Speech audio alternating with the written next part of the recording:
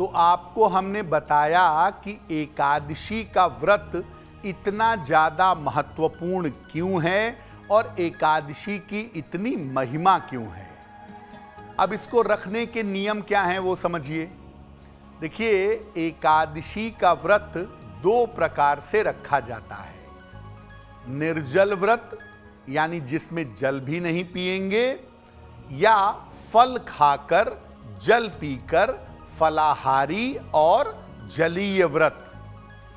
अगर आप पूरी तरह से स्वस्थ हैं, आपको कोई बीमारी नहीं है, तब आप निर्जल व्रत रख सकते हैं।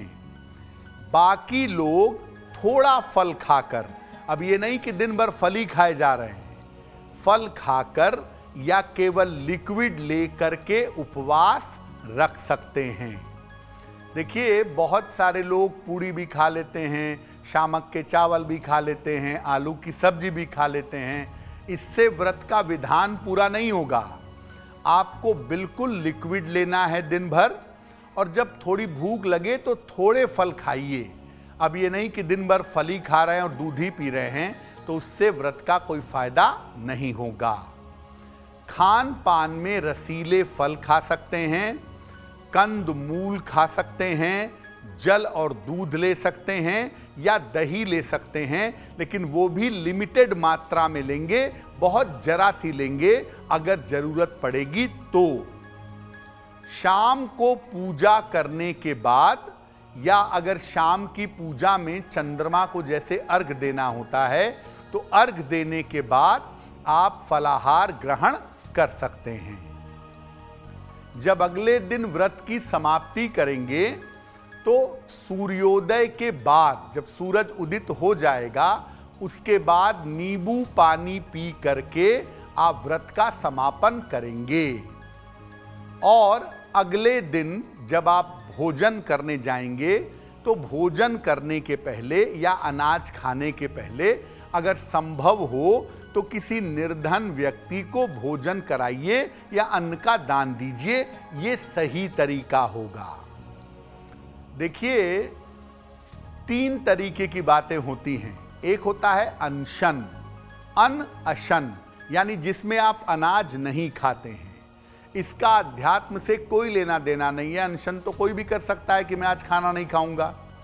दूसरा होता है व्रत, यानी आपने संकल्प लिया है कि मेरा ये काम हो जाए, इसलिए मैं अनाज नहीं खाऊंगा। लेकिन जो वास्तविक चीज है हमारे धर्म की, वो उपवास है। यानी अन्न नहीं खाएंगे, अनशन रहेगा, और उपवास करेंगे। उप का मतलब होता है निकट, और वास का मतलब होता है रहना। तो किसके निकट रहना? ईश्वर के निकट रहना। यानी व्रत में आपका खाना नहीं खाना ये उतना इंपॉर्टेंट नहीं है। आप व्रत में भोजन ना करें, केवल फल खाएं, लेकिन अपना अधिक से अधिक समय ईश्वर के ध्यान में या उपासना में लगाएं। जैसे आपने एकादशी का व्रत रखा, सामान्यतः आप 2 टाइम पूजा करते हैं, तो एकादशी में 4 टाइम करिए, 6 टाइम करिए। यानी जितना ज़्यादा आप व्रत के समय में ईश्वर के निकट रहेंगे, तब वो उपवास होगा, और तब उसका वास्तविक फायदा आपके मन को, आपकी आत्मा को, आपके शरीर को मिल पाएगा। अब आपको बताते हैं कि आप एकादशी के व्रत में ऐसा क्या करें जिससे आपकी मनोकामनाएं पूरी हो जाएं। अगर आप अच्छा स्वास्थ्य चाहते हैं, मानसिक समस्याओं से, मानसिक बीमारियों से मुक्ति चाहते हैं, तो क्या करेंगे? पहली बात, एकादशी का उपवास रखिएगा। और जब स्वास्थ्य के लिए या मानसिक समस्याओं को दूर करने के लिए उपवास रखेंगे, तो दिन भर और रात भर केवल लिक्विड डाइट लेंगे, जलीय आहार ग्रहण करेंगे, नींबू पानी, फलों का रस, केवल लिक्विड लीजिएगा। और जितना संभव हो भगवान शिव की उपासना करिएगा। ऐसा बिल्कुल भी नहीं है कि एकादशी पर शिव जी की उपासना नहीं की जा सकती। इसलिए जितना संभव हो आप दिन भर शिव जी की उपासना करिएगा और कोशिश करिएगा कि जब आप अच्छे स्वास्थ्य के लिए एकादशी का व्रत रख रहे हैं तो कम से कम बोलेंगे और क्रोध नहीं करेंगे। अगर इस तरीके से आप लंबे समय तक एकादशी का व्रत रखें तो आपका स्वास्थ्य बेहतर होगा, आपकी मानसिक बीमारियां समाप्त होंगी। अब जानते हैं कि अगर आपको धन की प्राप्ति करनी है और जीवन में संपन्नता चाहिए तो एकादशी का व्रत कैसे रखेंगे? एकादशी का जब भी आप व्रत रखेंगे तो उपवास रखेंगे जल और फल ग्रहण करके। अगर धन के लिए रखना है तो जल और फल ग्रहण करके एकादशी का उपवास रखें और श्री हरि विष्णु की उपासना करेंगे।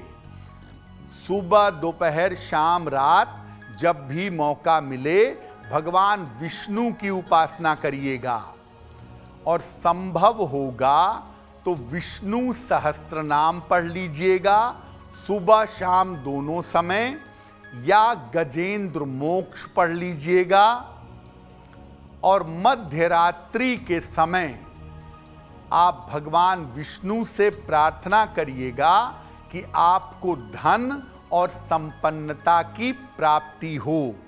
आप चाहें तो मध्य रात्रि को भी विष्णु सहस्त्र नाम पढ़ लें या भगवान विष्णु का कोई मंत्र पढ़ लें और इसके बाद उनसे धन और संपन्नता प्राप्ति की प्रार्थना करें। देखिए, बहुत सारे लोग ऐसे होते हैं जिनको ईश्वर की कृपा चाहिए, पैसा नहीं चाहिए, संतान संपत्ति धन ये सब कुछ नहीं, उनको भगवान से प्रेम है और इसीलिए वो भगवान की भक्ति चाहते हैं। तो अगर आप भगवान की भक्ति के लिए एकादशी रखना चाहते हैं तो क्या करेंगे?